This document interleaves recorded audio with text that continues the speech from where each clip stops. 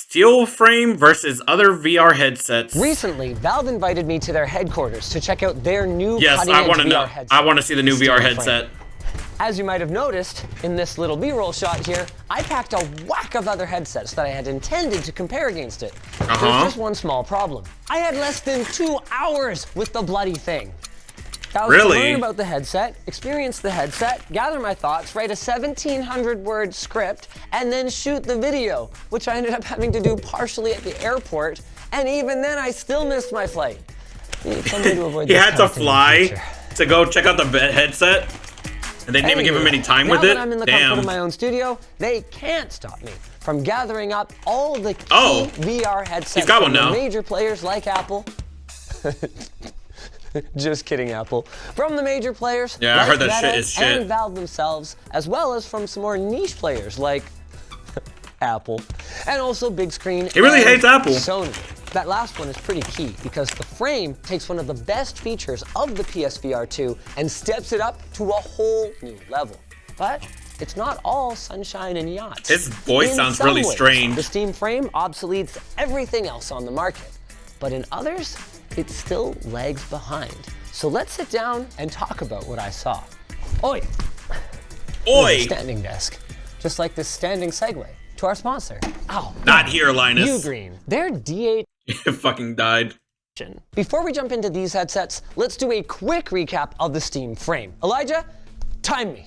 Powered by Snapdragon 8 Gen 3 and 16 gigs of LPDDR5X memory, the frame features an ARM-based computer running SteamOS with the ability to play native ARM games, Linux x86 games, and even Windows x86 games on a big virtual screen. Or, if you're more about total immersion, you can play the aforementioned flavors of VR games, either on-device, or you can power them with your dedicated desktop and stream video to the frame using the included Wi-Fi 6 GHz dongle. Valve uses an incredible technology called foveated streaming. I forgot about that. On this in a bit, to deliver low latency, high fidelity video wirelessly to the frame's 2160 by 2160 LCD displays at up to 144 Hz, all while weighing just 185 grams, including the integrated 21.6 watt-hour battery. Time.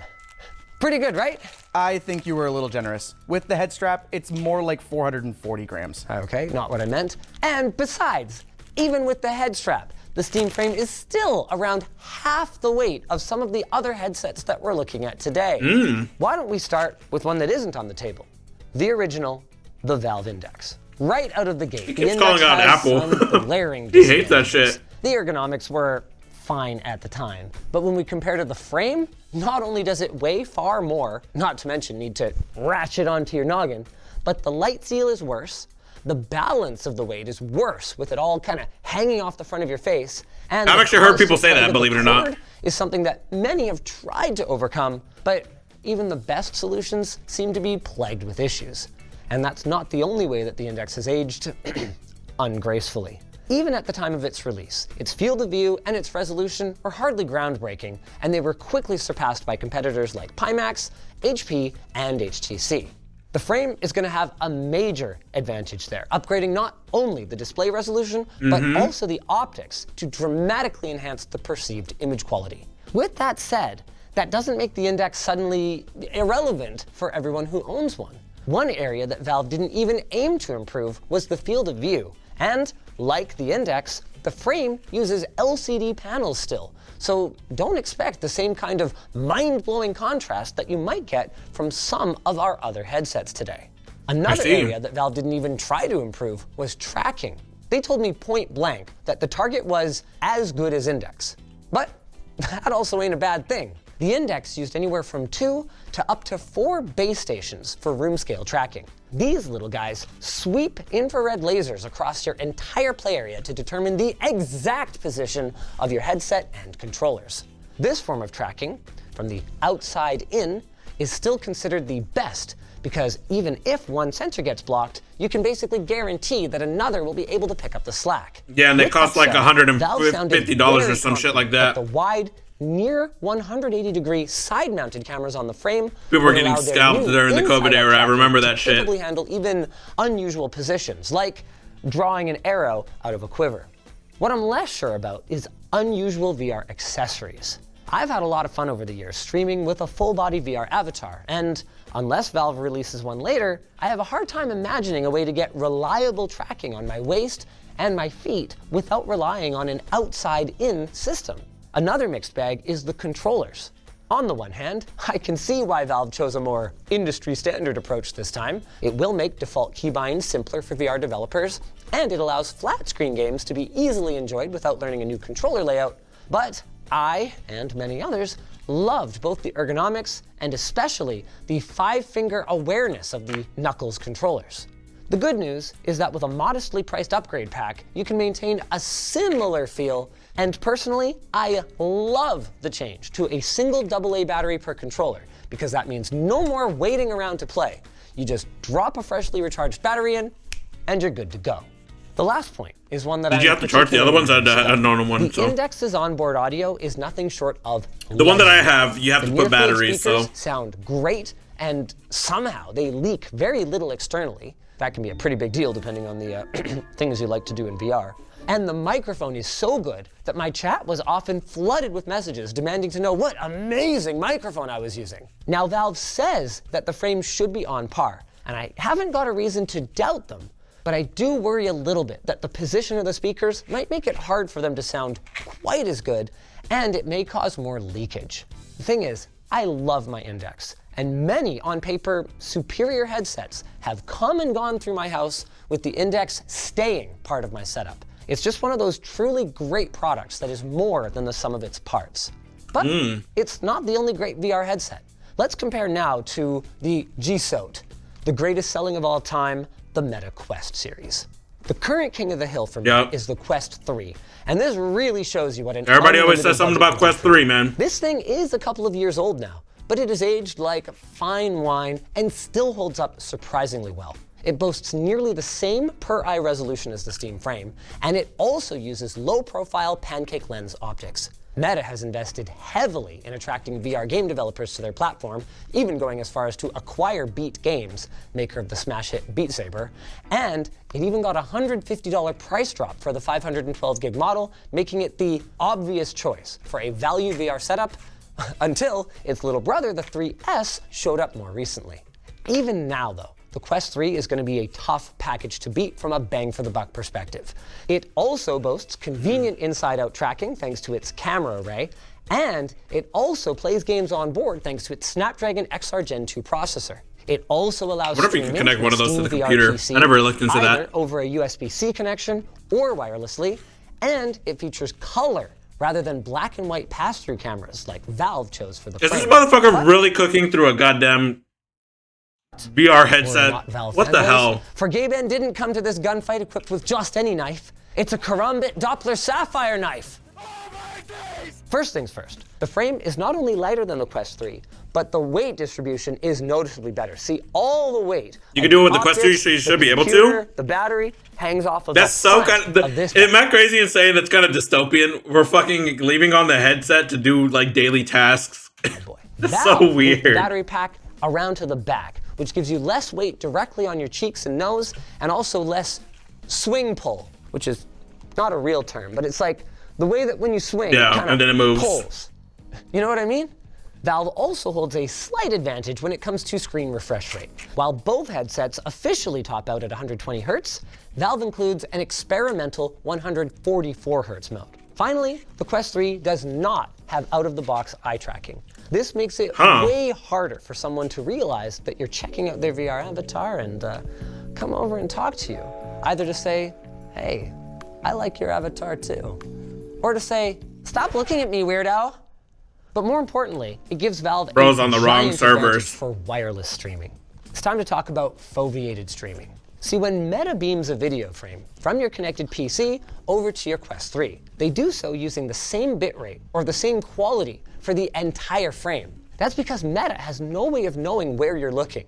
And you probably wouldn't want them to the way they would use it. By contrast, Valve uses he's not wrong there. sensors to track your gaze and then encode only the part of the frame that you're actually looking at the highest quality level. In practice, it works amazingly well. Like, I could not flick my eyes fast enough to focus on a crappier part of the image before it updated and started rendering it at full fidelity. And to ensure a smooth experience, Valve came up with a really clever way to reduce the likelihood of network congestion by giving you a 6 GHz wireless dongle that connects directly from your PC to your headset. 6 GHz wireless Is that enables far high and it speeds works? and is less prone to interference. Now, one drawback of 6 GHz is range and obstacle penetration. Yeah. But, I mean, given the bar is a cord, Valve seems to be clearing it handily. It's also worth noting that the Quest 3 also supports 6 GHz Wi-Fi, but depending on your Wi-Fi access point and your network configuration, your experience with it may vary. So the As for dongle helps. controllers, I'd call these a draw because Valve pretty much copied Meta's homework, but I do expect audio to be a disadvantage for the Quest 3, along with the closed ecosystem and its dependency on Meta, who, no, we haven't forgotten, is basically Facebook. Only Fuck time is Meta. gonna tell how Yo. battery life. So the thing that Ecliptical gave me, the headset, his old headset, was Meta. It's like owned by Meta. I gotta tell you, it's one of the most insufferable things to use, like, ever. That's why I don't use it a lot. It's so insufferable. And tracking performance will compare. And Like, you have to have an Valve account. will build gimmicky features Every time you like open it, you have to make sure the camera-based account is and updated game and it's tracking, on the right which account. the Like, Quest it's does so have. annoying. Now for the most gimmicky of all of our headsets. It makes you want to not the use Apple it. Vision Pro. Not because it's bad. I mean, the technology is really cool. It's just that Apple really, really desperately wanted this thing to be anything but a VR headset. So, Yo, wait. Those motherfuckers will pay! I didn't get no fucking drink. Yo! Refund method is about to enable because I'm not, no. There's nothing more that upsets me than sitting here waiting for my food and then not getting my fucking drink. I ordered a milkshake. I wanted my milkshake. Where's my milkshake? No milkshake. ended up with this, which is maybe a great spatial computer, but nobody, even now, knows what the fuck that is.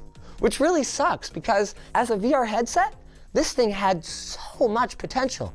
Oh my God, it's so heavy. I haven't tried the M5 one yet. It's so heavy. Starting with one of the highest resolution displays on the market. And not Do just some people high have no edge, eyelids? What are you on high about? Fidelity. Thanks to Apple having the R&D budget of a small that supposed to be like nation, some knockdown they joke? shipped micro OLED displays that boast otherworldly contrast and incredible color accuracy. They also equipped the Vision Pro with probably the best full color pass-through cameras on the market, which makes it great, not just for VR, but even for augmented reality. I don't know. For about A covering? 5 Like an eye minutes. patch? Apple should have borrowed Monster Truck marketing, right? For their battery life. 2.5 hours, but you'll only need the edge. It is no understatement to describe the ergonomics of this thing as horrible. Even after putting the battery in a separate pack, it is still among the heaviest headsets on the market, and the way that it rests on people's cheeks or noses really does not do it any favors. The M5 version does come with a new strap that I'm trying for the first time, and it does seem to actually help take some of the weight off of my nose, but oh man, it's still rough, dude. Now, Have you one seen the videos of people walking around with the Apple VR, like in public and shit, and they're just doing stuff in public, like touching the screen and shit? that the Vision It's Pro way too currently has funny. over the frame is its That ability guy to is watch hilarious. stereoscopic I content. could never do This that. is great for spatial photos and videos that you might record on your iPhone or for watching 3D movies. Valve does say that they are looking at adding that in the future, but hey, you can refer back to the Vision Pro for proof of this. You should never buy anything based on a promise. With that said, as easy as it is to rip into Apple for their confusing choices and prices, one thing that they nailed on the Vision Pro was hand gestures and the no control Game. experience. Vision OS really does provide a seamless way to move things around and interact with 3D space, even if Apple's prudishness and their apathy towards gaming ended up boxing out two of the biggest app categories for VR users. Sorry, excuse me, I mean spatial computing enthusiasts. Which raises another problem with this device. In spite of its up to 120 You think so? Hz refresh rate, not to mention god-tier displays, it's not a gaming headset. So no matter how good it is, and it is good, even the speakers are okay for their size, it's not really a competing product. Or maybe Apple wishes it wasn't. Valve confirmed for me that the frame is also going to support desktop projection, which was one of the best use cases that I personally found for the Vision Pro, just setting up like giant virtual monitors in your workspace. That leaves Apple with So you're gonna be able to do that? sales pitch. And I've hardly even talked about the price. For the cost of this Vision Pro M5, I could buy a VR-capable gaming system and our next VR headset, the Big Screen Beyond 2. It's expensive. It's a little light on the extras, but it is impossible to not marvel at the size and the phenomenal displays that they packed into this thing. Like the Vision The hell is Pro, that? Big Screen gets I've never great seen this. contrast and outstanding motion performance thanks to using micro OLED displays. They are at a lower resolution and a lower peak refresh rate of 90 Hz, but with how close they sit to your face, not to mention their new upgraded pancake optics. Dude, they have to have you cats get or a something. There's no measurably shot. wider That's a field of crazy view amount of to go hair. along with your great contrast. There is no question in my mind that the frame will fall behind the Beyond 2 when it comes to image quality. And when it comes to weight. The Beyond 2 boasts a super lightweight of just 107 grams. Okay, all right. They lean pretty heavily into that number in their marketing, which does not include the weight of their head strap, a head strap that I would describe as garbage on any other headset. But the Beyond 2 gets away with it a little bit because it is still so light. And that's not even the best part of the ergonomics. When you get one of these, you can send in a scan of your face to get a custom molded faceplate that will fit you perfectly. Unparalleled comfort, zero light spill. Does make it a little That is actually trickier to crazy. share your headset, unless your housemates also buy their own face gaskets. But with this level of immersion, are you gonna wanna share with your SO anyway? Well, maybe.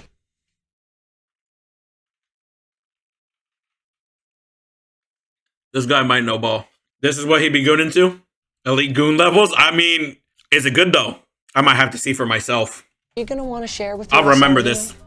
Well, maybe. I'm gonna write it down later. Otherwise, they might object to a few things. First being the base stations and the headset tether that are going to be lying around in your shared living space. Yep, the Beyond 2 uses Valve's second generation outside-in tracking solution, which kind of raises some questions about how they're going to support themselves in the future now that Valve Yo, Rogue has Buddha is moved their crazy. first-party base stations to end of life. That's a crazy The statement. second big one is the price. This headset I'm holding is 11 hundo. That's for the base non-eye tracking version and includes no base stations, no controllers, and not even an audio solution. You have to BYO USB-C headphones. Now you can get an audio strap from Big Screen so you don't have to put headphones on and off every time, and it's pretty nice. They use cost drivers. But it's 130 bucks, man. Still, you gotta give these guys credit. They came out of nowhere. They set a goal, build a no compromises, lightweight headset, and they absolutely nailed it. With diamond encrusted. Yeah, I've never golden seen that. bits, I've never seen or which I guess heard that brings company us at all, but to they look PSVR promising 2, considering which is the price on and how other light end they of the are. spectrum, an unbelievable bang for the buck if you don't mind being tethered to your PC. Originally launched as a standalone accessory for the PlayStation 5, Sony's sales of this device, allegedly, did not meet their expectations, and they later opened up compatibility for PC. They also Wait, so dropped if I the get a price if I from get a launch price PlayStation of VR 2, I could use that $550 on my I could use this just on my 400. on my And there is a lot PC. of value on the table at that price. I'm talking 2000 by 2040 OLED displays at up to 120 hertz. There are some drawbacks. They're not micro OLED. I never heard and that. They're using Fresnel lenses rather than pancake optics, probably to squeeze out as much brightness as possible from those OLEDs. That's a steal? And That's not the bad. ergonomics do leave a little bit to be desired with some light spill and kind of a one-size-fits-all approach. But again, at that price, you're getting the headset, you're getting the controllers, and you might not care about this, but you're also getting compatibility with the PlayStation 5 and the PlayStation 5 Pro, something that you won't get from any of these other headsets. I mean, here's my thing about the PSVR because I have personal experience. I have personal experience with the what's it called with Meta head VR because Ecliptical gave me his, and I have major experience with the PSVR. The first one sucked absolute donkey dick. I cannot lie. It was trash. First of all, the webcam sucked for like picking up the light. The room had to be in certain conditions for it to work properly. It had to be a certain height, so you would have to like put a the camera would have to be up at a certain height, so you would have to put it on like on its own little stand at the top. So it was really fucking bad if it wasn't mounted to a TV and you had like a gaming room like I did. So I had to end up putting a hole in my wall and like put a big giant screw, jerry rig a fucking webcam on top of that, and then leave it there. And I could not move my desk at all if I wanted to use it. I had to leave it at that exact spot. And then you have to do a lot of adjusting within the PS5, settings to get the damn thing to work properly. And even then, it still bugs. But this has no need for a webcam. So, I mean... Which finally brings us to the frame, and maybe the toughest part of our discussion. As cheap, if not cheaper, does the Steam frame need to hit than when the PSVR 1 came out? We all want it to be. That's fucking good as shit. Because those were my only gripes was the webcam as much as people might hope and the setup for the entire thing, just for it not to work. There is zero shot of that. So all that tells us then is that they expect it to be under the $1,000 price of the Index bundle. And if I'm being honest, I don't think it's going to be by much. Incoming hot take here. Come closer. One of the reasons is that I don't think Valve has to price it any lower than the Index. I think they can charge however much they want for it. And that sucks. But hearing people internally talk about this thing, it is very clear that people are willing to spend a ton of money to get this device because there are so many other layers to the frame that none of our other headsets even approach. The FEX compatibility layer that allows you to play Windows x86 games on this thing. Or the expansion port that will allow third-party manufacturers to make all sorts of modules. Really? The generally open approach that Valve takes to their hardware. Usually a lot of people are not allowed, or a lot of companies are not very friendly to third-party I hate mods. that sets them apart, but it does. Now, I have a pretty decent wish list for a Frame 2 already. I want OLED displays, I want a better light seal around the nose, and maybe, I hope not, but probably better audio. Oh, the light seal. The light seal on the PSVR 1 fucking sucked too. Fuck that. Outstanding package. And even if it is $1,000, I'm going to be buying one on launch day, and so will a lot of people. Just like I hope you'll buy this Segway. To our sponsor. I'm poor as fuck. I can barely afford the computer that I have right now, and so I can't get the PSVR or the Steam frame. But it sounds cool. It'll definitely be in my wish list for eventually get, so I can, because I mean, the one that I have is fine. It's just the setup and then having to deal with Meta is the worst. I have to download a completely different app. I have to log in, and if I don't log in very frequently, it logs me out.